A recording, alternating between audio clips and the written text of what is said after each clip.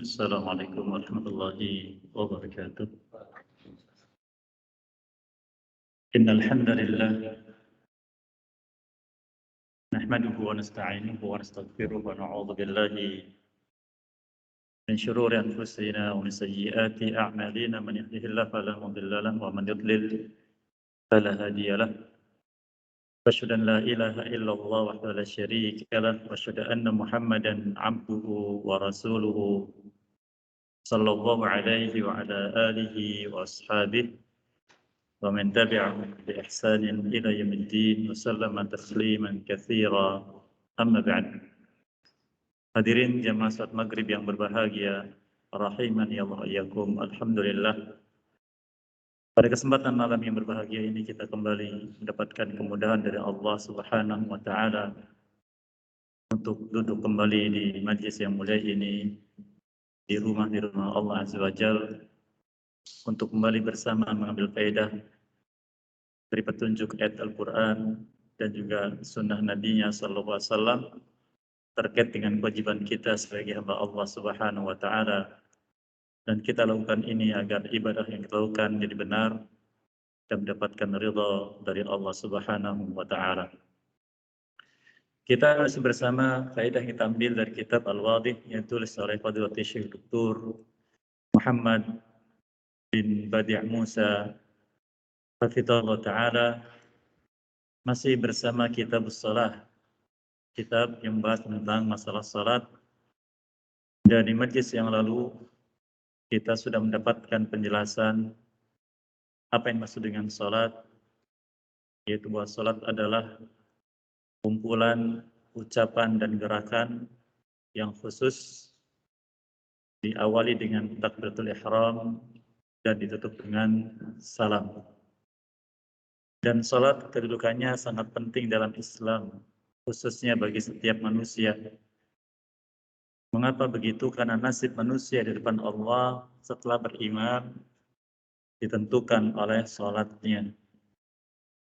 Karena salat menjadi amal pertama yang dihisab oleh Allah Azza wa Jalla dari setiap manusia. Berdasarkan sabda Nabi kita sallallahu alaihi wasallam, dia menyebutkan, inna awwala ma yuhasabu bil 'abdu yaumal qiyamati min amalihi salatuhu, atau kama qala sallallahu alaihi wasallam. Sesungguhnya amal pertama yang akan Allah hisab dari setiap hamba pada hari kiamat nanti adalah salatnya. Dan manusia dilihat dari salatnya terbagi menjadi 5 jenis. Manusia berhadapan dengan salat terbagi menjadi 5 jenis. Nah, di sini kita perlu mengetahui kita ini termasuk jenis yang mana sebelum kita mendapati nasib kita kelak di akhirat di hadapan Allah Azza wa Jalla. Di dunia sudah kita bisa dapatkan kita golongan yang mana. Yang pertama, golongan orang-orang yang pasti diazab oleh Allah dan Allah tidak ridha padanya. Seperti yang Allah sebutkan hal tersebut di surat Al-Mudaththir. Allah Subhanahu wa taala menyebutkan di surat Al-Mudaththir tentang golongan ini. Allah telah firmankan di ayat yang ke 42 dan 43, ma salakakum fi saqar qalu lam naku minal musallin. Ahli surga bertanya pada teman-temannya yang masuk neraka, ma salakakum fi saqar, apa yang menyebabkan kalian masuk neraka saqar ini? Mereka menjawab, lam naku minal musallin, kami dulu tidak melaksanakan sholat. Jadi bersyukurlah kita kepada Allah karena kita termasuk orang yang melaksanakan sholat, karena terhindar dari golongan ini. Namun jangan dulu tenang, karena golongan yang kedua, golongan yang melaksanakan sholat tapi malah dilaknat oleh Allah. Sholat dilaksanakan tapi dilaknat oleh Allah Subhanahu wa taala. Yang bagaimana itu? Allah firmankan di surat Al-Ma'un di ayat yang keempat, kelima, dan keenam. Allah firmankan, fawailul lil musallin. Wail bagi orang yang salat. Kata sebelah tafsir, wail artinya adalah nama sebuah lembah di Jahannam. Dia maknanya celaan bagi pelaku salat ini. Maka wail bagi orang yang melaksanakan salat. Kok bisa? Allah jelaskan alasannya. Pertama, alladzina hum an salatin sahun. Yaitu orang-orang yang lalai dari salatnya. Lalai dari salat, sebagian ulama mengatakan dia tidak memperhatikan syarat dan rukun salat. Syarat dan rukunnya dia tidak perhatikan. Pakaiannya tidak menutup aurat,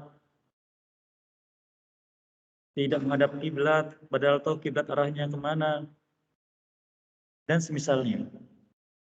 Yang lain mengatakan lalai dari salat yaitu mengerjakan salat tapi menunggu akhir waktu atau sudah lewat. Karena sekarang maghrib, ya maghrib masih sibuk di jalan, entah kegiatan apa. Nanti jam 7 baru salat maghrib. Padahal isanya jam 7 lewat sekian menit. Atau nanti sudah adzan isya baru salat maghrib. Dan begitu setiap waktu salat. Maka wail. Salat tapi dilaknat oleh Allah, dicela. Ya. Jangankan diterima, dianggap juga tidak. Yang ketiga, orang yang salat tapi dihukumi dalam syariat belum melaksanakan. Nah, ini waspada yang seperti ini. Karena banyak terjadi di bulan Ramadan. Nabi kita SAW pernah duduk di masjid selesai salat. Kemudian datang seorang masuk masjid, dia salat. Selesai salat, dia langsung mendatangi Nabi SAW dan para sahabat yang mengatakan, Assalamualaikum ya Rasulullah. Qal irji' wa alaikassalam irji' fasalli fa innaka lam tusalli.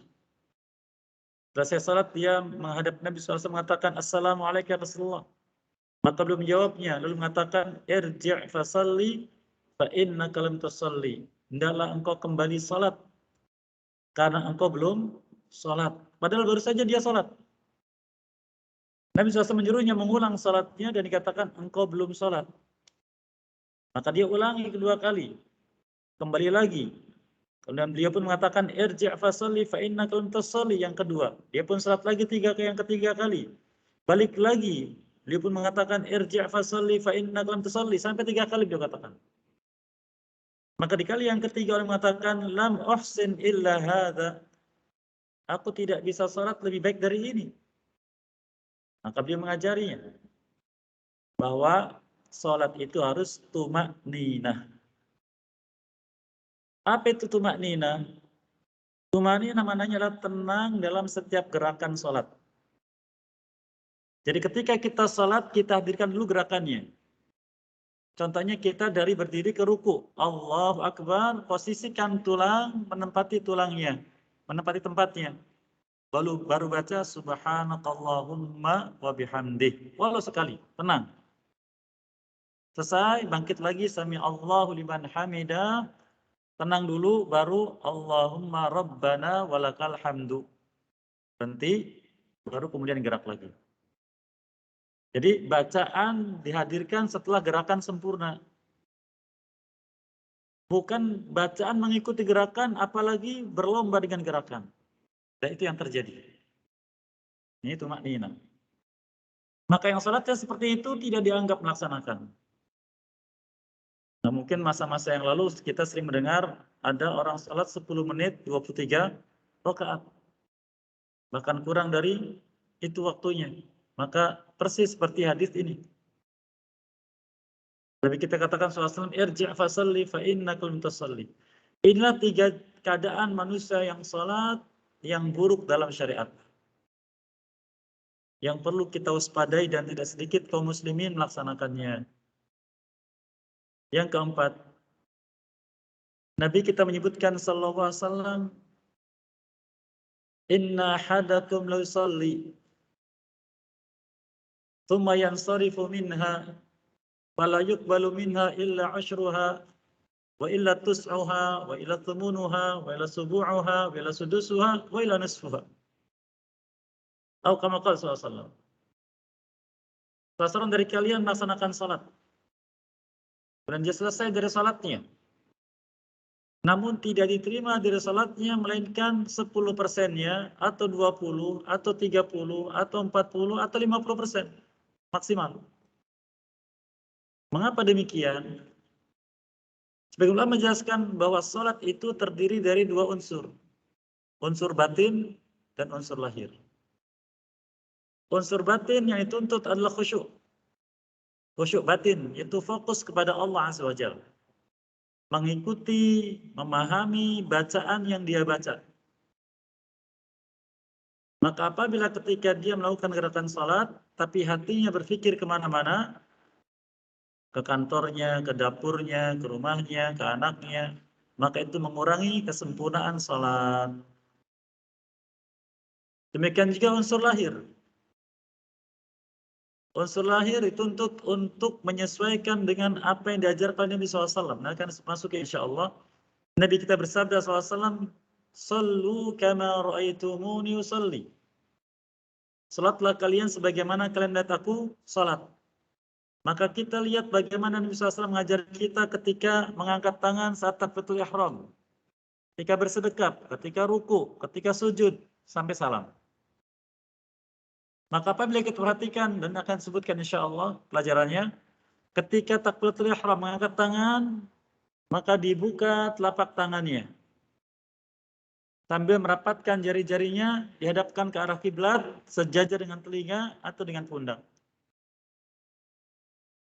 Bila sesuai, mendapatkan poin sempurna. Jika kurang, maka nilainya juga kurang.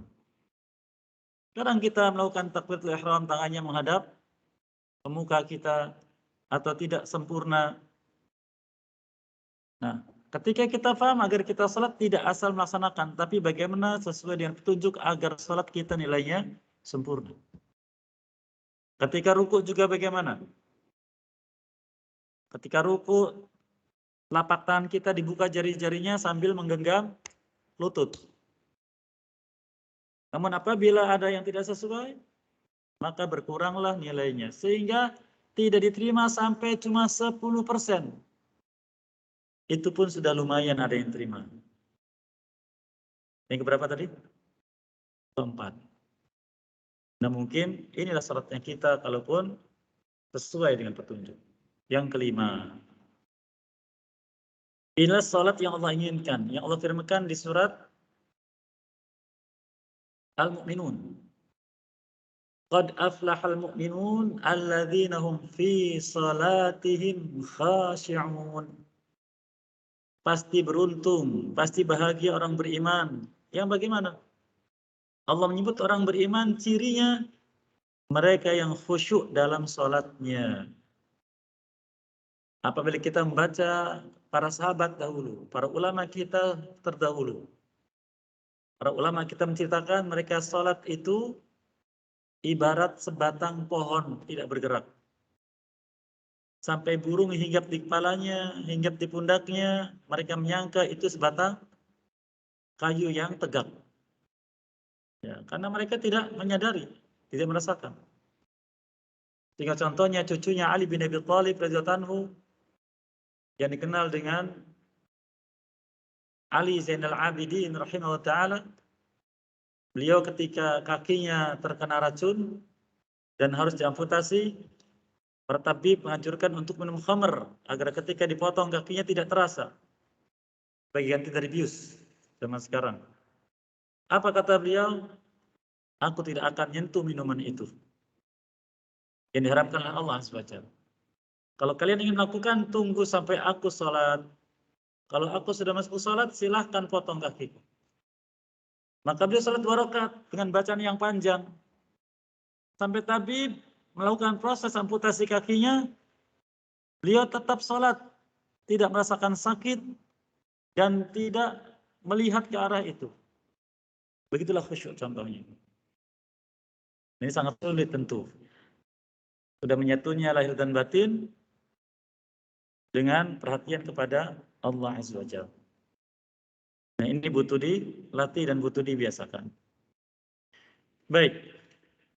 Setelah kita mengetahui tentang apa yang disebut dengan sholat dan keutamaan sholat dan pentingnya sholat, lalu kita masuki penjelasan penulis Hafizahullah Ta'ala, ala man tajib. Siapa saja yang diwajibkan sholat. Penting mengetahui siapa yang diwajibkan sholat. Beliau katakan tajibus salatu ala kulli muslimin aqilin balik. Salat diwajibkan bagi setiap muslim yang berakal, yang balik. 3 perkara ini disebut dengan syurutul wujub. Syarat wajib. Dan berlaku bagi setiap ibadah. Untuk salat, untuk saum, untuk zakat, untuk haji. Ini namanya syarat wajib. Islam, berakal, dan balik. Orang yang non-muslim diwajibkan tidak? Ulama beda pendapat. Sebagian mengatakan diwajibkan. Maka mereka diazab dengan sebab meninggalkan sholat. Yang lain mengatakan tidak. Tidak diwajibkan. Karena pendapat yang kuat mengatakan wajib. Karena syariat sholat Allah berlakukan kepada syariat setiap nabi dan rasul. Syariat setiap nabi dan rasul. Dari nabi-nabi terdahulu Allah wajibkan salat. Maka ketika sudah diutusnya Nabi kita SAW, lalu mereka melaksanakan salat sesuai dengan ajaran mereka, tidak mengikuti ajaran Nabi kita SAW, maka tidak diterima salat mereka. Karena salatnya adalah Islam yang terakhir, yaitu yang disampaikan Nabi kita SAW. Oleh karena kaum yang mengikuti Nabi terdahulu, mereka tidak lagi mengatakan agama kami Islam. Betul tidak? Yang mengatakan mengikuti Nabi Musa mengakunya apa agamanya? Ya, Yahudi, ya kan? Yang mengikuti Nabi Isa AS apa agamanya? Nasrani. Sebenarnya nama agama mereka itu apa, Ustaz? Agama mereka ini namanya apa? Ini perlu kita tahu, Bapak Ibu sekalian. Allah Subhanahu wa Ta'ala menjelaskan dalam kitabnya yang mulia bahwa agama yang Allah berikan pada seluruh nabi dan rasul namanya Islam. Namanya Islam. Yang hal itu Allah Ta'ala sebutkan dalam kitabnya di surat Ali Imran. Allah menyebutkan innad dina indallahil Islam. Sesungguhnya agama di sisi Allah hanyalah Islam. Namanya satu, Islam. Kemudian Nabi Ibrahim alaihissalam. Nabi Ibrahim alaihissalam Allah sebutkan di dalam surat Al-Baqarah bersama Nabi Yaqub alaihissalam. Ya, Allah sebutkan surat Al-Baqarah. Apa yang Allah sebutkan tentang beliau? Menjelaskan tentang agama beliau. Allah sebutkan di surat Al-Baqarah di ayat 132. Wa wassa biha Ibrahimu banihi wa Yaqub. Dan Ibrahim alaihissalam dan Yaqub alaihissalam berwasiat kepada anak-anaknya. Ya baniya innallaha astafa lakumuddin fala tamutunna illa wa antum muslimun.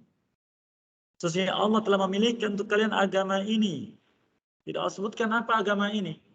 Tapi di akhir ayat, dan janganlah kalian mati kecuali kalian jadi orang muslim. Berarti agamanya apa? Islam. Karena jangan mati kecuali dalam keadaan muslim. Nabi Ibrahim dan Nabi Yaqub alaihissalam, cucu beliau. Demikian juga Allah sebutkan tentang Nabi Sulaiman alaihissalam. Nabi Sulaiman alaihissalam. Allah telah sebutkan tentang beliau di surat An-Naml. Ya, di surat An-Naml ketika mengirim surat kepada negeri yang dipimpin oleh seorang ratu penyembah matahari. Beliau katakan di surat An-Naml ayat 30 dan 31, "Innahu min Sulaiman, innahu bismillahirrahmanirrahim, alla ta'lu alayya wa'tuni muslimin." Sesungguhnya surat ini dari Sulaiman, dan surat ini dimulai dengan bismillahirrahmanirrahim. Janganlah kalian berani melawanku, menandingiku, dan datanglah kepadaku menjadi orang-orang berislam. Beliau tidak katakan wa'tuni makhurin. Datanglah padaku, tunduk kepadaku. Atau wa'tuni maghlubin. Datanglah padaku sebagai orang yang kalah. Tidak. Tapi wa'tuni muslimin. Karena beliau diutus oleh Allah. Tapi diberi kekuasaan. Ini menunjukkan bahwa agama beliau dan yang beliau sampaikan adalah Islam. Demikian juga bahkan Allah telah sebutkan tentang Nabi Musa sendiri. Ya, Allah sebutkan tentang Nabi Musa alaihissalam sendiri. Di mana Allah menyebutkan tentang beliau di dalam kitabnya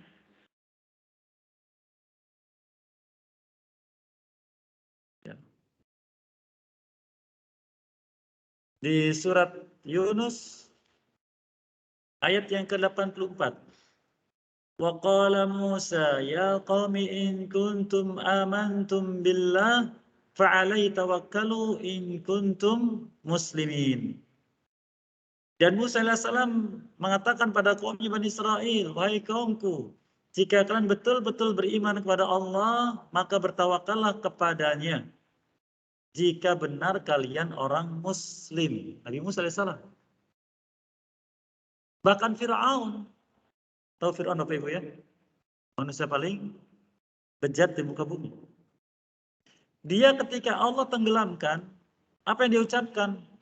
Apa angan-angannya? Allah firmankan surat Yunus juga ayat 90. Hatta idza adrakahul gharaqu qala amantu annahu la ilaha illa alladhi amanat bihi banu Israil wa ana minal muslimin. Pernah dengar atau belum Bapak Ibu? Seperti baru pernah dengar ya. Apa artinya? Sehingga apabila Fir'aun ditenggelamkan oleh Allah, dia mengatakan aku beriman bahwasanya tidak ada sembahan yang berhak diibadahi kecuali sembahan yang diimani oleh Bani Israel. Dan aku menjadi orang muslim, harapannya. Harapan Fir'aun menjadi orang muslim. Lalu Ustaz, bagaimana dengan Nabi Isa alaihissalam? Dengan Nabi Isa alaihissalam, Allah SWT menyebutkan tentang beliau di surat Ali Imran. Ya.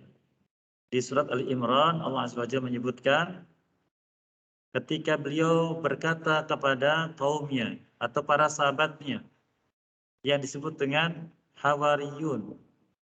Ya, disebut dengan Hawariyun. Maka beliau menyampaikan kepada mereka tawaran siapa yang mau menjadi penolongnya.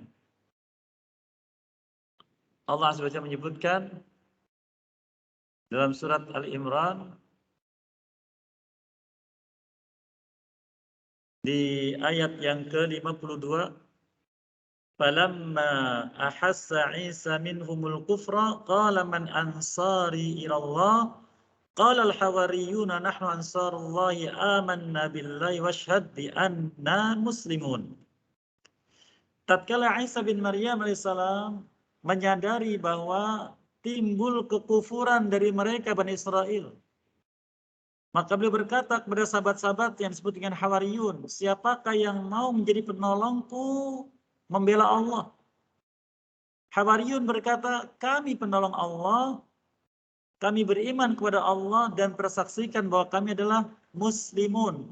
Tidak dikatakan bahwa kami adalah mukminun, tidak, tapi muslimun. Menjelaskan tentang agamanya. Jadi yang kurang apa kira-kira? Bahwa Nabi dan Rasul semuanya agamanya Islam, dan Islam itu tegak di atas 5 perkara. Disebut dengan rukunnya. Pertama, 2 kalimat syahadat kita kenal. Kalau Nabi kita SAW syahadatnya asyhadu an la ilaha illallah, asyhadu anna Muhammad Rasulullah. Kalau nabi-nabi sebelumnya maka asyhadu an la ilaha illallah wa asyhadu anna Musa Rasulullah. Allah pada zaman Nabi Musa SAW. Nabi Isa wa anna Isa Rasulullah. Begitu seterusnya. Berganti nabi, berganti persaksian sahabat persaksian kenabiannya. Dan ajarannya sama. Setelah syahadat ada salat, ada saum, ada zakat, dan ada haji. Namun semuanya ditolak oleh mereka. Nah, inilah tentang apa? Tentang Islam. Jadi Islam ini syarat wajib. Dan kata sebagian ulama bahwa manusia diazab oleh Allah disebabkan karena tidak melaksanakan kewajiban yang Allah bebankan pada manusia yang syaratnya Islam. Dan kalaupun mereka mengerjakan tapi tidak dengan Islam, maka Allah menolaknya. Di mana Allah SWT menyebutkan dalam surat Al-Imran, dalam surat Al-Imran Allah berfirman tentang masalah itu di ayat yang ke-85, wa may yabtaghi ghairal islami dina falan yuqbala min wa huwa fil akhirati minal khasirin. Barang siapa mencari selain Islam sebagai agamanya untuk beramal, maka Allah tidak akan pernah menerima darinya dan dia di akhirat termasuk orang yang merugi. Nah, ini yang Allah jelaskan. Syarat yang kedua berakal. Berakal yaitu menyadari apa yang diucapkan. Ingat dan sadar apa yang diucapkan, itu berakal. Dan yang ketiga balik, yaitu sudah sampai pada keadaan yang di sana manusia mencapai usia dewasa. Dan laki-laki tanda baliknya, awal baliknya dengan ihtilam, yaitu sudah mengeluarkan air mani. Baik tidur, tidak sadar, atau dalam keadaan sadar dengan sengaja mengeluarkan. Adapun wanita baliknya dengan haid. Oleh karena tanda-tanda fisik yang ada seperti suara yang besar, bentuk fisik yang berubah, ini belum menjadikan dia balik yang dengannya dibebani syariat. Tapi apabila sudah keluar tanda tadi bagi wanita atau bagi laki-laki yang khusus kita sebutkan tadi, maka saat itulah dia sudah dikatakan balik. Kemudian beliau menyebutkan tentang dasar dari syarat tersebut adalah firman sabda Nabi SAW dan hadis Abu Dawud yang sahih. Rahimahullah ta'ala. Dari Ali bin Abi Thalib radhiyallahu ta'ala anhu, beliau katakan anna Rasulullah SAW bersabda, rufi'al qalam an thalathah. Al-qalam, pencatat pahala dan dosa untuk manusia masih diangkat oleh Allah. Masih diangkat oleh Allah. Dari 3 jenis manusia. Maknanya selain 3 jenis itu Allah sudah berlakukan catatannya. Yang pertama, anil majnun al-maghlub ala aqli hatta yufiq. Dari orang yang gila yang akalnya dikuasai oleh ketidaksadaran sampai dia sadar kembali, sembuh. Wanin naimi hatta yastayqidh, dan dari orang yang tidur sampai dia bangun. Wa anis sabiyyi hatta yahtalim, dan dari anak-anak sampai dia ihtilam, yaitu mengeluarkan air mani atau wanita haid. Dia katakan, wa yanbaghi li waliyil sabi, maka menjadi keharusan bagi walinya anak-anak. Wali itu bisa orang tua, bisa pengasuh. Orang tua kalau anak tinggal bersama orang tuanya, atau kalau bersama keluarganya, pamannya, atau di pondok pesantren, maka bagi pengasuhnya. Apa kewajibannya? An ya'murahu biha, untuk memerintahkan anak ini melaksanakan sholat. Kapankah mulai perintah kepada anak-anak untuk melaksanakan sholat? Beliau katakan, idza balagha sab'a sinin, bila sampai usia 7 tahun. Nah, ini penting bagi kita sekalian untuk paham masalah ini. Jadi kalau anak kita sudah 7 tahun, kita terkena perintah untuk menyuruh mereka sholat. Menyuruh saya sholat. Anak kita sedang main, nah sholat. Berarti kita melaksanakan perintah. Sedang tidur dibangunkan, nah sholat. Tapi tidak maksa. Cuma menyuruh saja. Dan kalau 10 tahun dikatakan wa yadribuhu ala tarkiha idza balagha 10 sinin. Dan disertai dengan pukulan bila sudah mencapai usia 10 tahun. Perintah dulu, nah sholat. Belum beranjak, pukul, sholat. 10 tahun.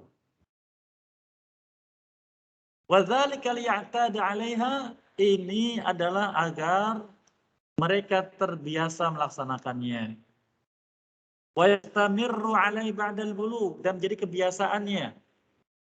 Sebab apabila kita tidak melakukannya, maka siap-siap berarti kita telah mencetak generasi yang meninggalkan sholat. Dan sekarang, subhanallah, sudah kita banyak dapati anak-anak muda tidak sholat. Bahkan bukan hanya tidak sholat, Ramadan juga mereka tidak lagi malu duduk di pinggir jalan sambil makan, sambil minum, sambil merokok. Anak-anak sekolah. Ini luar biasa. Apa sebabnya? Kita orang tuanya lalai dari ini. Dan Allah sudah mengingatkan kita di surat Maryam ayat 59.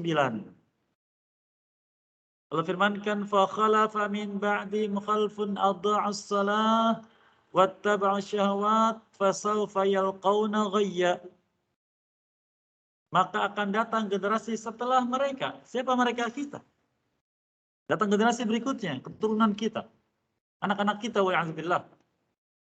Generasi yang melalaikan, meninggalkan salat dan mengikuti syahwat, kesenangan-kesenangan duniawi. Dan sudah nampak. Oleh karenanya, agar kita tidak merugi dan agar anak keturunan kita keturunan yang dijaga oleh Allah, maka laksanakanlah perintah Nabi sallallahu alaihi wasallam. Nabi kita bersabda sallallahu alaihi wasallam dalam hadis Abu Dawud rahimahullah taala dari Amr bin Shu'aib, dari ayahnya, dari kakeknya. Dia mengatakan Rasulullah SAW bersabda, "Murru awladakum bis salati wa hum abna'u sab'i sinin." Perintahkan anak-anak kalian untuk salat saat usia mereka 7 tahun. Maknanya kata sebagian ulama, kalau anak kita belum sampai usia 7 tahun, tidak ada perintah.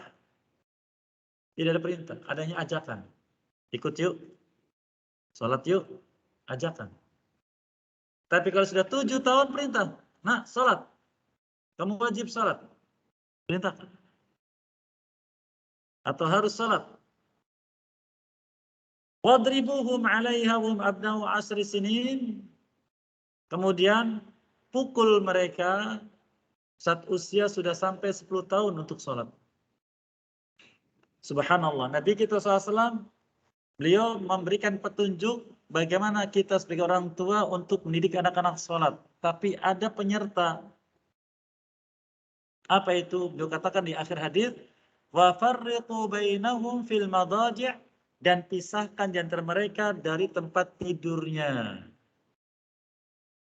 Perlu menyebutkan kalau anak kita ada yang usia 10 tahun, jangan tidur bersama satu ranjang, apalagi satu selimut. dengan saudaranya. Baik yang laki-laki, apalagi dengan yang perempuan. Jangan, pisahkan. Pisahkan ranjangnya. Syukur-syukur pisahkan apanya? Kamarnya. Loh, ada apa Ustadz? Para ulama menjelaskan, anak kalau sudah usia 10 tahun, syahwatnya sudah muncul. Syahwatnya sudah muncul, walau akalnya belum berjalan.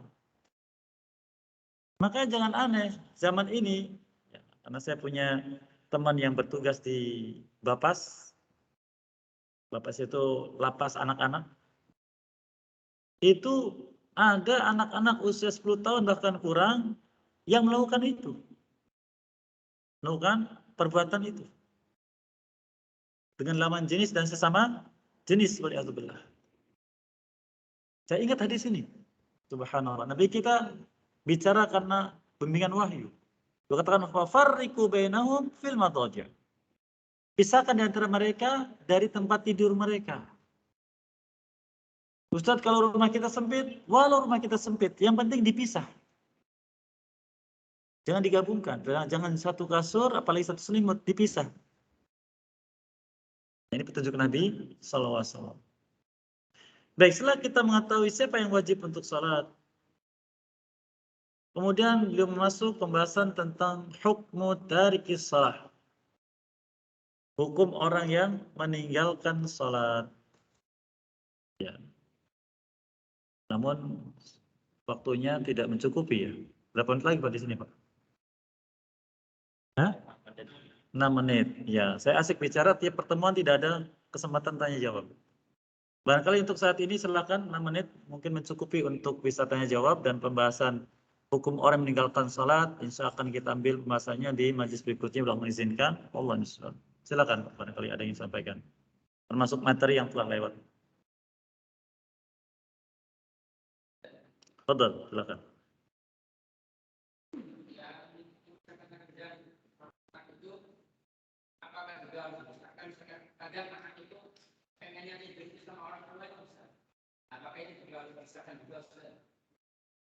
Baik, barakallahu fikum.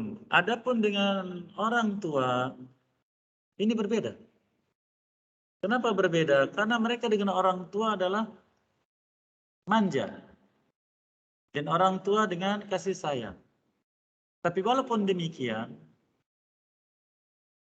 kita bisa melihat anak-anak ini secara gelagatnya. Karena ini pengaruh dari pergaulan. Kalau anak ini masih murni, dengan orang tua masih menunjukkan rasa manja, tidak ada tanda-tanda penyimpangan, maka ini mungkin. Tapi tetap walaupun bersama orang tua, hanya dibolehkan tentang satu kamar. Dipisahkan apanya? Tempat tidurnya.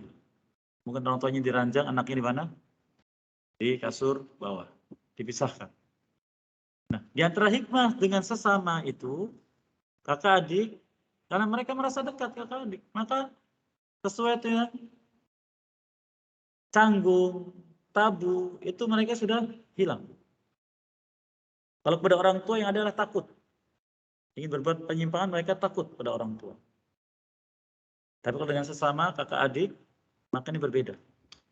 Ini di antara hikmah Nabi sallallahu alaihi wasallam. Allah a'lam. Masih ada Pak Ibu? Silakan Pak.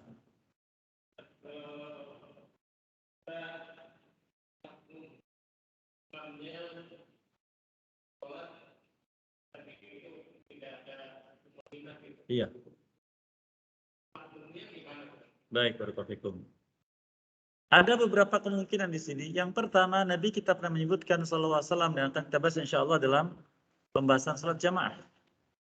Beliau menyebutkan yusalluna ma'akum wa in asabu falahum walakum wa in akhta'u fa'alaihim walakum. Para imam salat bersama kalian, jika mereka salatnya benar, mereka dapat pahala, kalian dapat pahala. Jika mereka salatnya keliru, mereka dapat dosa, kalian tetap dapat pahala. Jadi itu mereka yang berdosa. Yang pertama. Namun kemungkinan yang kedua, dan ini khawatir kata sebagian ulama, kalau kita mengikuti mereka, nanti kebiasaan itu melekat dengan kita. Khawatirnya. Maka bila mereka seperti itu, maka coba pertama kali sampaikan nasihat pada mereka tentang sholat yang sesuai dengan kriteria syariat. Jika sudah sampai nasihat seperti itu, maka silahkan memilih imam yang lain, tempat yang lain. Karena nasihat sudah sampai. Karena agama itu kata Rasulullah SAW, ad-dinu nasiha, agama adalah nasihat. Allah SWT menyebutkan watawasau bil haq. Adalah kalian saling memberikan wasiat tentang kebenaran tentang agama ini. Kalau sudah diterima dan berubah, alhamdulillah. Kalau sudah disampaikan tidak berubah, maka berarti kita sudah punya alasan di depan Allah kenapa saya meninggalkan imam ini. Masjid dekat rumah saya ini, kenapa? Saya sudah punya alasan. Seperti itu. Wallahu a'lam. Masih ada, Pak? Cukup? Baik, saya kira demikian. Sekali lagi mohon maaf atas kesalahan dan kekeliruan. Semoga Allah maafkan semua dan apa yang baik semoga diberkahi dan mudahkan untuk saya mengamalkannya.